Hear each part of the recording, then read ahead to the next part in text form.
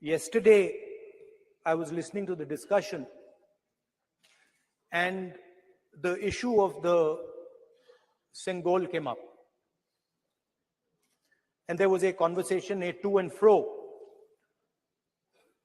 about the Sengol. And also a little bit about the conversation about the transfer of power from the British to the people of India. Before handing over power to the people of India, the British asked the leadership of the freedom movement, who are we going to transfer power to? And of course, there was a little bit of arrogance in this statement, because they viewed India as a poor country. And the revolutionary answer that our freedom fighters gave was, we are going to transfer power to the people of India. So we became a country that from its inception gave the vote to all our women. And this was a revolutionary thing at the time. We also gave the vote to every single community. And the vote was a mechanism of transfer of power. It was designed to further transfer power to the people of India. And if you look at the journey from independence, it's been that journey. It's been a constant transfer of power, more and more and more power to the people of India, on one side. And on the other side, the counter idea, that take away power from the people of India. This is the fight that is going on. And in fact, in many ways, it is the fight that is taking place today. Huge step forward in the transfer of power to the women of India was Panchayati Raj, where they were given reservation and they were allowed to enter the political system at scale. And this is another step. It's a big step. It is not a small step. And I'm sure everybody in this room, the treasury benches, the opposition, everybody agrees that this is a very important step for the women of our country. They fought for independence.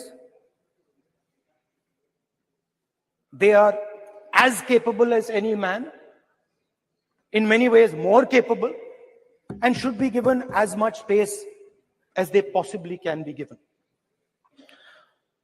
There is one thing, in my view, that makes this bill incomplete. I would like to have seen OBC reservation included in this bill. I think it is very important that a large chunk of India's population, large chunk of India's women should have access to this reservation. And that is missing in this bill. There are also two things that seem strange to me. One is the idea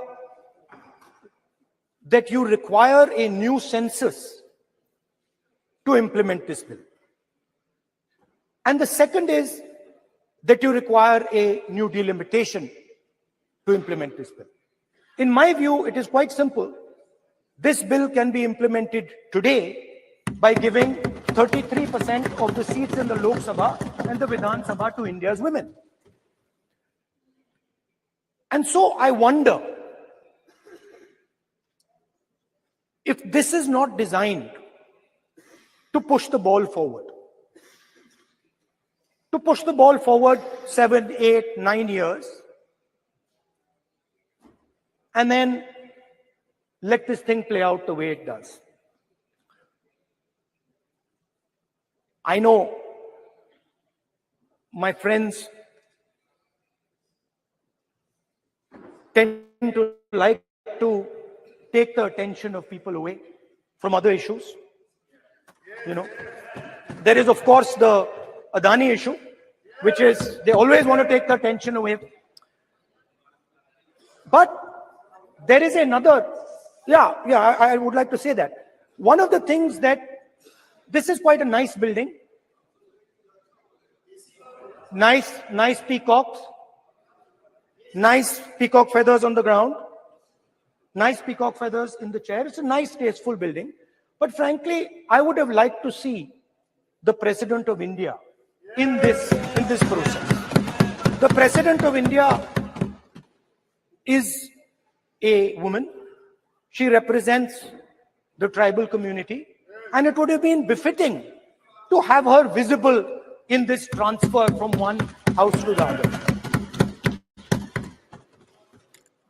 So one of the things that the government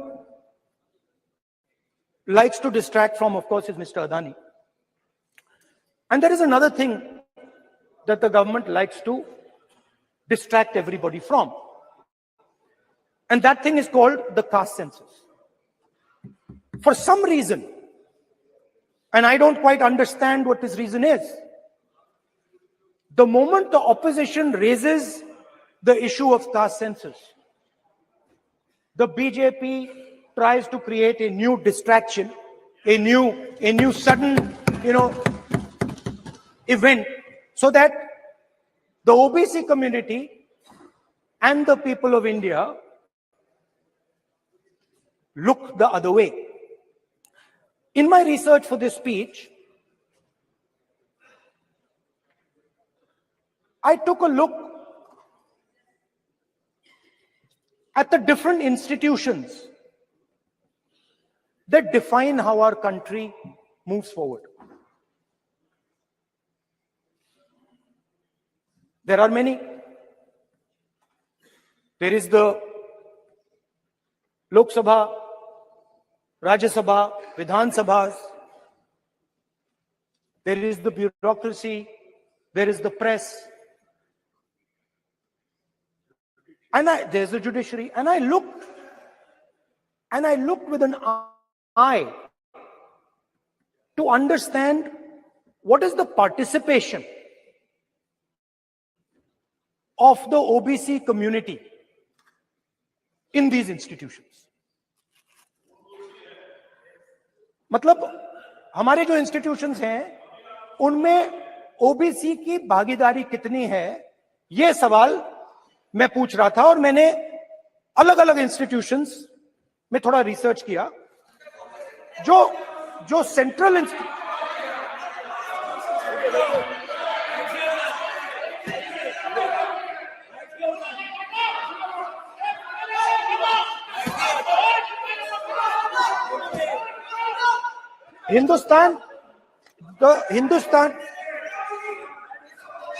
the central, don't worry, don't be scared, we are discussing, डरो मत, हम caste census की बात कर रहे हैं, डरो मत. तो मैंने, I checked, simple thing I did. I said, look, what is the most important set of people in the government of India?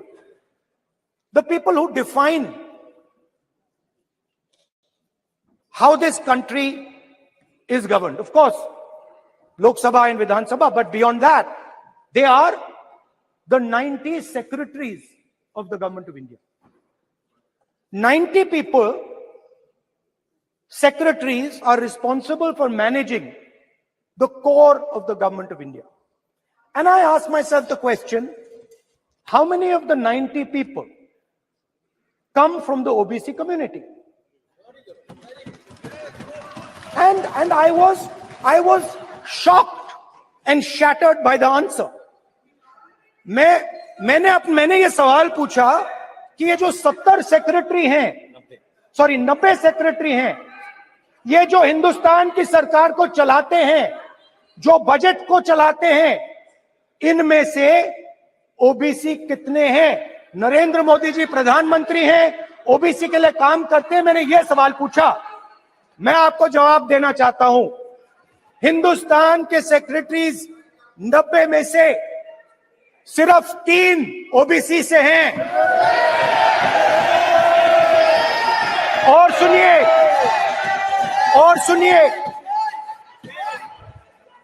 सुनिए, नहीं घबराइए मत, डरो मत।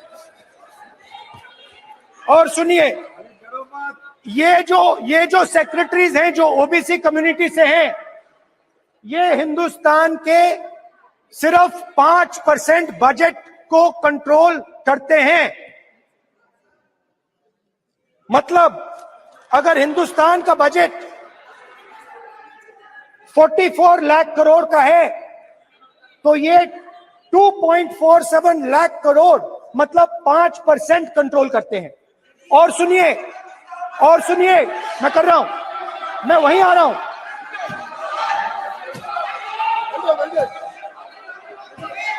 मतलब ये जो है ओबीसी की बात नहीं सुनना चाहते, ओबीसी की बात नहीं सुनना चाहते।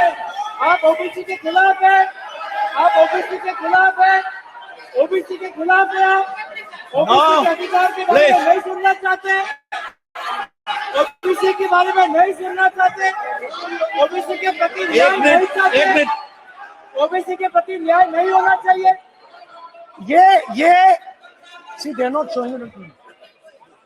ये जो है, हाँ, मैं माननीय सदस्य से आग्रह करूंगा, एक मिनट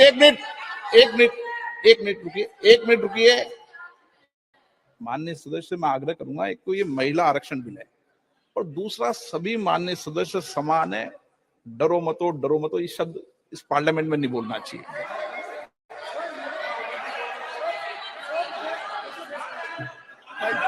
सर, ये जो डिस्कशन है, sir, speaker sir, this discussion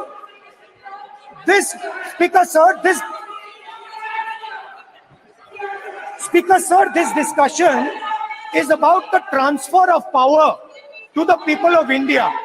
The women being one group of the people of India and the OBC community being another group of the people of India.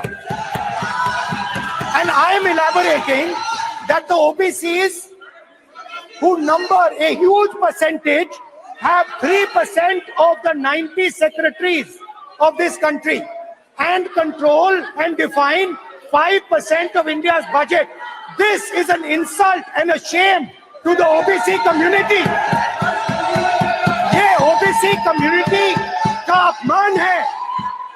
तो सवाल उठता है कि इस देश में कितने ओबीसी हैं, कितने दलित हैं, कितने आदिवासी हैं, और उस सवाल का जवाब सिर्फ कास्ट सेंसस से मिल सकता है।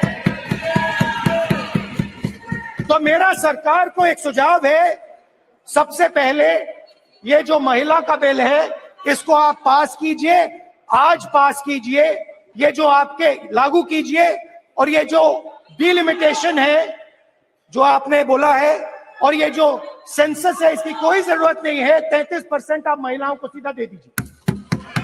और दूसरी बात, इसको बदलिए, इसको आप बदलिए। कैमरा नहीं है सर, कैमरा नहीं है, आपको ही दिखाएंगे सर, पूरा भाषण में आपको ही दिखाएंगे। ये आप बदलिए। ये जो लिस्ट है, ये ओबीसी समाज का अपमान है। 90 लोग हिंदुस्तान के सेक्रेटरी हैं, उनमें से 3 लोग ओबीसी समाज के हैं, 5% बजट को कंट्रोल करते हैं। तो जल्दी से जल्दी आप कास्ट सेंसस कीजिए, जल्दी से जल्दी जो हमने कास्ट सेंसस किया था उसका डेटा आप रिलीज कीजिए, और अगर आप नहीं करेंगे तो हम कर डालेंगे। Thank you. धन्यवाद।